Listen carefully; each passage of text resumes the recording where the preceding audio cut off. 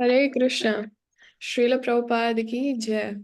नमो विष्णुपादाय कृष्ण पृष्ठाय भूतले श्रीमते लोकनाथ स्वामीन इति नामिने। नमो विष्णुपादाय कृष्ण पृष्ठाय भूतले श्रीमते भक्ति वेदांत स्वामीन इति नामिने। नमस्ते सारस्वते देवे गौरवाणी प्रचारिणे निर्विशेष शून्यवादी पाश्चात्य देश तारिणे। वाञ्छाकल्पतरुभ्यश्च कृपा सिन्धुभ्येव च पतितानां पावनेभ्यो वैष्णवेभ्यो नमो नमः। जय श्री कृष्ण चैतन्य प्रभु नित्यानंद श्री अद्वैत गदाधर श्रीवास आदि गौर भक्तवृंद। हरे कृष्णा कृष्ण कृष्ण हरे हरे, हरे राम राम राम हरे हरे। मुकुं करोति वाचालं पंगुं लंघयते गिरिं यत्कृपातमहं वन्दे श्री गुरुं दीनतारिणं परमानंद माधवं श्री चैतन्य ईश्वरम्। तो आज हम शिला प्रभुपाद चैप्टर 5 एक मंदिर हो भाग 1 अध्याय का नाम है, उसमें हम आगे बढ़ेंगे। तो हम जानते हैं इस चैप्टर में जैसे प्रभुपाद मंदिर निर्माण पे ज्यादा डिस्कशन है। तो हमने देखा पहले वृंदावन में प्रभुपाद ने भूमि पूजन किया, फिर मायापुर में किया, और अब प्रभुपाद बॉम्बे से कुछ दिन के लिए चले गए थे। तो जब प्रभुपाद चले गए तो पीछे से डिवोटीज ने 50,000 रुपीज का पेमेंट कर दिया था। तो शुरू में तो जो भक्त थे वो जुहू लैंड में रह रहे थे टेंट लगा के, और रात को बहुत परेशानियों का सामना करते थे डिवोटीज। कैसे कि बहुत चूहे आते थे, मच्छर आते थे, और बहुत सारे पत्थर थे, बहुत सारे वीड्स जो होते हैं, प्लांट्स, अनवांटेड प्लांट्स, वो थे। और जब वो उनको हटाने का प्रयास करते थे तो देखते थे बहुत सारे लिकर की बॉटल्स, जो वाइन और लिकर की बॉटल्स होती हैं, वो सब वहां मिलती थी। बहुत नालियां थी, सीवेज था। तो वहां सब ना अपना कूड़ा फेंक दिया करते थे। तो ऐसा वो भूमि था, वहां पे डिवोटीज को रहना था। तो जब प्रभुपाद वहां नहीं थे तो उनकी दृढ़ता थोड़ी कमजोर पड़ती जा रही थी। तो ब्रह्मानंद स्वामी महाराज को प्रभुपाद ने तब भेजा और बॉम्बे का प्रोजेक्ट संभालने के लिए अपने अपने एब्सेंस में। तो ब्रह्मानंद स्वामी महाराज प्रभुपाद से मिलके आए थे कैलकाटा में, बॉम्बे आ रहे थे। तो उनका तो मतलब एंथुजियाज्म बहुत हाई था, और उन्होंने डिवोटीज को भी बिल्कुल चार्ज कर दिया अपने एंथुजियाज्म से। उन्होंने कहा जल्दी जल्दी हम इस लैंड को क्लियर करेंगे और उसके बाद एक पंडाल लगाएंगे। और ब्रह्मानंद महाराज ने पंडाल पहले कभी नहीं लगाया था, तो उन्होंने कुछ कॉन्ट्रैक्टर्स को हायर कर लिया, चटाइयाँ बिछाई और फेस्टिवल टेंट लगाया, क्योंकि फेस्टिवल होने जा रहा था, भूमि पूजन होने जा रहा था बॉम्बे में। तो अभी कंस्ट्रक्शन शुरू नहीं हुआ है, लेकिन डिवोटीज को खुद पूरा लैंड क्लियर करना था।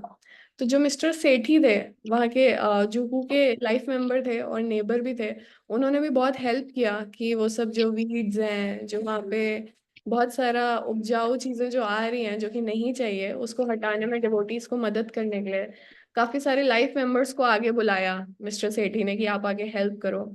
और जो मिस्टर एन है जिनकी जमीन थी, उन्होंने भी बहुत हेल्प किया। तो डिवोटीज तैयारी में लग गए क्योंकि प्रभुपाद आने वाले थे भूमि पूजन के लिए। और श्री श्री राधा रास बिहारी, जो कि प्रभुपाद ने राधा कृष्ण के डीटीज इंस्टॉल किए थे 1971 में, अब उनको भी हरे कृष्णा लैंड में डिवोटीज लेके आए, टैक्सी में लेके आए। डिवोटीज ने अपनी गोद में राधा रास बिहारी को बिठाया, और उसके बाद फिर वो उधर टेंट में लेके आए। तो प्रभुपाद ने कई बार डिवोटीज ने प्रभुपाद से कहा कि ऐसी जगह पे आप राधा रासबिहारी डीटीज को क्यों लेके आ रहे हैं, मतलब हम रह रहे हैं ठीक है, डीटीज को तो थोड़ा ऑपुलेंट सर्व करना चाहिए, तो ऐसे टेंट में नहीं लेके आना चाहिए। तो प्रभुपाद ने कहा कि एक बार डीटीज अगर एक जगह इंस्टॉल हो गए तो फिर उनको वहां से कोई नहीं हटा सकता। तो प्रभुपाद ने कहा इसलिए बहुत जरूरी है, हमारे को ये भूमि मिले इसलिए बहुत जरूरी है कि हम डीटीज को इस्टेब्लिश कर दें। और प्रभुपाद को पता था कि राधा रास बिहारी का अच्छे से वर्शिप करना है, तो उस पे लेकिन प्रभुपाद का उससे ज्यादा फोकस था कि भूमि हमें मिलनी चाहिए, पहले हम पहले लैंड सिक्योर करें फिर हम नेक्स्ट फोकस उस पे करेंगे। और प्रोपा ने कहा कि इवेंचुअली राधा रास बिहारी को एक बहुत अच्छा सिंहासन प्रदान करेंगे हम, और एक मंदिर, भव्य मंदिर का निर्माण करेंगे। लेकिन उससे पहले क्या आवश्यक है, उससे पहले आवश्यक है कि भूमि हमें मिलनी चाहिए। तो राधा रास बिहारी का जुहू की जमीन पे आना मतलब एक तरह से बहुत दिक्कतें बढ़ा रहा था डिवोटीज के लिए, क्योंकि उनको पूरा मॉर्निंग प्रोग्राम करना था, पूरा वर्शिप प्रॉपर करना था, दिन में 6 बार भोगा ऑफरिंग करना था। तो ये सब चीजों से डिवोटीज की परेशानियां थोड़ी बढ़ ही रही थी। लेकिन और जो टेंट था राधा रास बिहारी का वो भी बहुत स्ट्रांग नहीं था, हवा चलती थी तो उड़ जाता था। तो श्रीला प्रभुपाद को लेकिन ये बहुत जरूरी लगा ये उनके लिए एक, इसको यहाँ पे एक नाम दिया गया है, ट्रांसेंडेंटल टैक्टिक है ये प्रभुपाद की। क्योंकि वो भगवान कृष्ण को खुद स्वयं कह रहे थे कि आप थोड़ा सा इस इनकन्वीनियंस को एक्सेप्ट कर लीजिए, क्योंकि मैं, उन्होंने वचन दिया डीटीज को कि मेरे प्रिय भगवान आप यहाँ पे यहाँ पे आप रुकिए, और मैं आपके लिए एक भव्य मंदिर का निर्माण करूंगा। I shall build beautiful temple for you. तो जब तक प्रभुपाद बॉम्बे आए तो राधा रास बिहारी को पंडाल के स्टेज पे स्थापित कर दिया था। और बहुत ज्यादा भीड़ नहीं आई थी, क्योंकि पहले जब डाउनटाउन में पंडाल लगा था तो हमने देखा कि हजारों की तादाद में लोग थे, 10,000। यहाँ पे भी 500 लोग भी नहीं थे। लेकिन प्रभुपाद बहुत सेटिस्फाइड थे। प्रभुपाद ने भूमि पूजन किया। प्रभुपाद ने जैसे वो एक भूमि पूजन का जैसे हमने प्रोसेस बताया कि एक गड्ढा करके वहां पे अनंत शेष के विग्रह की स्थापना करके, फिर कुछ बहुत देर तक प्रभुपाद ने अपने सिंहासन पे बैठ के कीर्तन किया, फिर डिवोटीज ने उस गड्ढे को भर दिया। और इस तरह से प्रभुपाद ने फिर बाद में कहा कि हम एक बहुत भव्य मंदिर का निर्माण करेंगे, जिसमें सिल्वर का सिंहासन होगा, मार्बल का ऑल्टर होगा, और राधा रास बिहारी के आसपास दो गोपियां होंगी, ललिता देवी, विशाखा देवी। और इस तरह से सुंदर डोम्स होंगे मार्बल के, 100 फीट ऊंचे। और लोग, हजारों लोग रोज प्रसाद पाने और दर्शन करने आएंगे। तो इस तरह से प्रभुपाद अपना विजन बता रहे थे। फिर एक दिन सुबह फेस्टिवल्स जब चल रहे थे, तो एक दिन सुबह प्रभुपाद ने बहुत देर तक कीर्तन किया। और सारे डिवोटीज, उसके बाद प्रभुपाद का प्लान था कि प्रभुपाद वर्ल्ड टूर पे जाने वाले थे, और अब प्रभुपाद वर्ल्ड टूर पे जाएंगे तो पूरा 6 महीने के बाद वापस आएंगे। तो प्रभुपाद का प्लान था ऑस्ट्रेलिया, जापान, हवाई, यूएस, मेक्सिको, यूरोप, ये सब ट्रैवल करके प्रभुपाद बॉम्बे आने वाले थे। और प्रभुपाद चाहते थे कि उनके एब्सेंस में काम अच्छे से चले, स्मूथली। लेकिन जब ब्रह्मानंद स्वामी महाराज को प्रभुपाद ने बॉम्बे प्रोजेक्ट को लीड करने के लिए कहा, तो पहले ब्रह्मानंद स्वामी महाराज हमने देखा था नैरोबी में प्रीच कर रहे थे। लेकिन ब्रह्मानंद स्वामी महाराज अभी बॉम्बे में आए तो नैरोबी में प्रचार कार्य बहुत धीरे हो गया। तो फिर ब्रह्मानंद स्वामी महाराज ने कहा कि मुझे नैरोबी जाना होगा, तो प्रभुपाद ने उनको नैरोबी भेज दिया। और फिर प्रभुपाद ने देखा अब किसको लीडर बनाए। तो प्रभुपाद ने देखा गिरिराज महाराज, जो कि हम आज जानते हैं उस वक्त ब्रह्मचारी थे। तो उन्होंने गिरिराज महाराज को देखा कि वो, उनका सेवा क्या है, डोनेशंस कलेक्ट करना। और बहुत फंड रेजिंग करते हैं। तो उन्होंने कहा एक्चुअली एक यही क्वालिटी चाहिए मंदिर निर्माण करने के लिए, फंड चाहिए, डोनेशंस कलेक्ट करने हैं, ये काम गिरिराज महाराज अच्छे से कर ही लेते हैं। तो फिर उन्होंने उनको लीडर बना दिया, और देखा कि गिरिराज महाराज बहुत सरल स्वभाव के हैं, और वो पूरी तरह से प्रभुपाद के इस हरे कृष्ण लैंड के निर्माण करने में पूरी तरह से समर्पित हैं। तो प्रभुपाद ने देखा उनमें सारे गुण हैं, तो उनको लीडर बना दिया प्रभुपाद ने। फिर जब प्रभुपाद बॉम्बे में थे तो एक हंस किलमैन करके एक आर्किटेक्ट थे, जो हॉलैंड से आए थे। तो वो प्रभुपाद के लेक्चर्स सुन रहे थे, तो बहुत इंटरेस्टेड थे। तो प्रभुपाद ने उनको सेवा में लगा दिया कि आप हरे कृष्णा सिटी निर्माण करने में हमारी सहायता कीजिए। प्रभुपाद उनको डायरेक्शन दे रहे थे कि कैसे हमको इसको बनाना है। तो फिर प्रभुपाद ने गिरिराज महाराज और सबको आदेश दिया कि आप 64 लाख कलेक्ट कीजिए निर्माण करने के लिए। तो डिवोटीज ने कहा इसका तो एक फ्रैक्शन में कैसे कलेक्ट करना है, हमें ये नहीं पता, 64 लाख इतना बड़ा अमाउंट। तो प्रभुपाद उनको फिर खुद आइडियाज देते थे कि आप इस तरह से बोल सकते हो कि अगर आप डोनेशन दोगे तो आपको एक गेस्ट रूम आजीवन मिलेगा फ्री। तो इस तरह से आप बहुत सारे प्लान्स बना सकते हो। प्रभुपाद उनको आइडियाज देते थे कैसे आप इन्फ्लुएंशियल लोगों के पास जा सकते हो, अप्रोच कर सकते हो। तो इस तरह से फिर प्रभुपाद का यहाँ पे मतलब सतस्वरूप दास महाराज बता रहे हैं कि प्रभुपाद का इमीडिएट स्टेप क्या था कि हमें भूमि मिलनी चाहिए, कुछ भी हो, हमें भूमि मिलनी चाहिए। और प्रभुपाद ने डिवोटीज को कहा कि हमें रिटर्न अग्रीमेंट चाहिए, क्योंकि मिस्टर एन जो थे उन्होंने डीले कर दिया, जबकि डिवोटीज ने पेमेंट कर दिया था, जितना 2 लाख का करना था डिवोटीज वो कर चुके हैं। लेकिन अभी मिस्टर एन ने रिटर्न अग्रीमेंट नहीं दिया।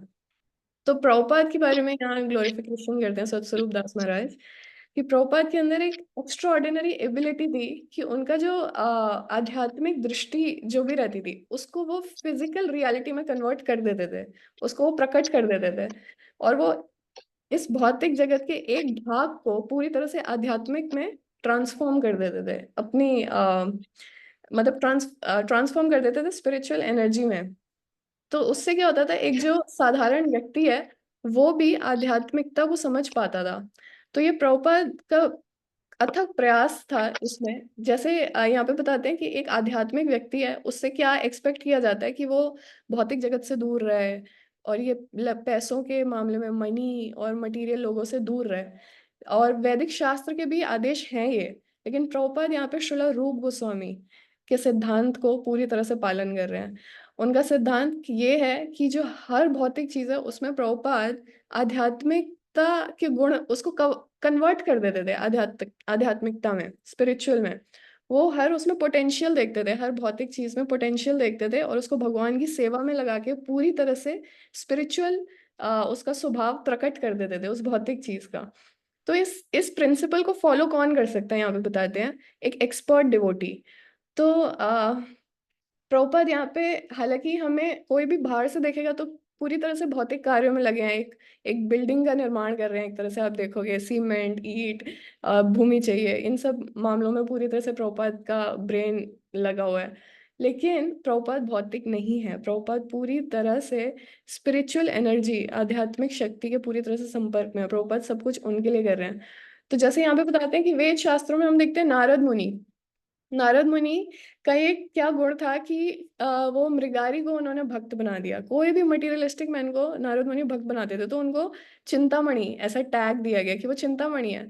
चिंतामणि का गुण होता है कि वो आयरन को, लोहे को सोने में बदल देता है। तो नारद मुनि ने ऐसा किया कि वो भक्त बना देते थे। तो वेद शास्त्रों में हर युग में उनका गुणगान होता है कि उन्होंने इतना मतलब उनके अंदर इतना महान गुण था। तो यहाँ पे बताते हैं इस युग में चिंतामणि कौन है, श्रीला प्रभुपाद। क्योंकि उन्हें हर बार उन्होंने ये दिखाया कि कैसे वो अपना जो straight forward application Krishna consciousness का कैसे करना है, कि कैसे एक भौतिक चीज को, इवन भौतिक लोगों को प्रभुपाद ने सिर्फ डिवोटी नहीं, वैरागी, और वैरागी भी ऐसे नहीं कि बस बैठ के बस जप कर रहे हैं, नहीं, पूरी तरह से समर्पित दिन रात एक्टिव डिवोटीज बना दिया। और एक तरह से यहाँ पे बताते हैं कि प्रभुपाद का ये जो ट्रांसेंडेंटल, प्रभुपाद का जो दिव्यता थी, दिव्य स्वभाव, दिव्य शब्द, उससे उन्होंने एक पत्थर और एक व्यक्ति दोनों को लगा दिया भव्य मंदिर निर्माण करने में, भव्य आध्यात्मिक मंदिरों के निर्माण करने में। तो ऐसे जब एम्बिशियस हम देखते हैं, आप ऐसे कोई कह सकता है कि कोई भौतिक व्यक्ति भी बहुत एम्बिशियस होता है, तो ऐसे ही प्रभुपाद भी हैं, और वो क्रिटिसाइज भी करेंगे। जैसे जनरली क्रिटिसाइज इस बात पे भी करते हैं कि एक आध्यात्मिक व्यक्ति है, बैठा रहता है एक जगह, उसको कोई काम नहीं होता। और एक ये भी क्रिटिसाइज कर सकते हैं कि अरे ये सन्यासी है, ये ऐसे कामों में क्यों लगा हुआ है। लेकिन प्रभुपाद इन दोनों ही बातों पे बिल्कुल ध्यान नहीं देते थे। प्रभुपाद को पता था कि वो अपने सारे पीछे के जो आचार्य हैं उनकी जो इच्छा है उसको कैरी कर रहे हैं, उसको पूर्ण करने में लगे हुए हैं। और प्रभुपाद श्रीमद् भागवतम के पहले स्कंद में 1965 में, अमेरिका आने से पहले, ये लिखते भी हैं। क्या लिखते हैं, एक मिनट, सॉरी, हाँ, कि सारे जो योगी जन है, जो सारे भक्त हैं, वो क्या करते हैं भगवान के, कि जो भी सब्जेक्ट मैटर है, art, science, philosophy, physics, chemistry, psychology और ज्ञान क्षेत्र के जितने भी भाग हैं, सबको पूरी तरह से भगवान की सेवा में लगा देना चाहिए। तो प्रभुपाद ने इसको करके भी दिखाया। प्रभुपाद ने भौतिक जगत के कितने सारे पोर्शन, कितने सारे भागों को बिल्कुल आध्यात्मिक जगत बना दिया। और वो सिर्फ एक मंदिर नहीं बनाते थे, एक पूरा आध्यात्मिक शहर निर्माण कर दिया उन्होंने जुहू में। उनका ये जो प्लान है, जुहू का प्रोजेक्ट, एक्चुअली यहाँ लिखते हैं सतस्वरूप दास महाराज, ये माया के विरुद्ध एक बहुत बड़ा जंग है। और फिर महाराज लिखते हैं कि अभी कुछ ही महीने हुए हैं प्रोजेक्ट स्टार्ट किए हुए, और इतनी परेशानियां, इतनी कॉम्प्लिकेशंस, इतना सर दर्द, इतना कुछ आ रहा है, और आगे अभी और आना है। और ये तो अभी सिर्फ जंग की शुरुआत है। हरे कृष्णा, श्रील प्रभुपाद की जय।